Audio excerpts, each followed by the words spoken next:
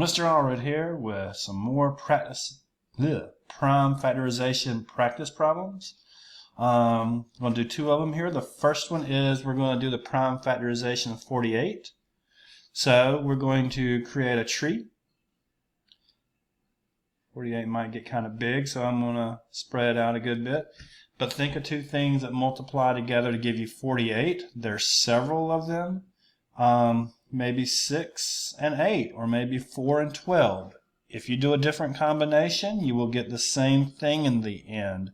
Prime factorizations are unique. But I'm going to do 6 and 8. 6 is 2 and 3.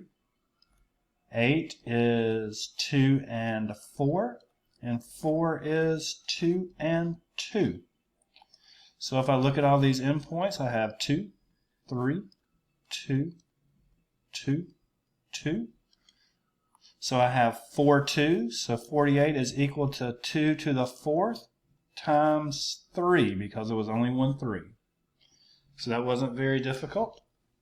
The next one might be a little bit harder. It's 525.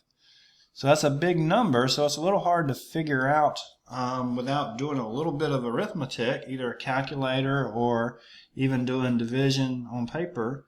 But we do notice it ends in 5, so we know 525 has at least one factor of 5. And if we divide that in, I believe we get 105. So 5 and 105. And 105 also ends in 5. So that's 5 times 21. And 21 is 3 times 7. So we got 5, 5, 3, and 7. Now I don't think I mentioned this before, but it's customary to write these from smallest number to largest. So there's a single 3, and it'll be times 5 squared times 7. Okay. And that's the prime factorization of 525. Thank you.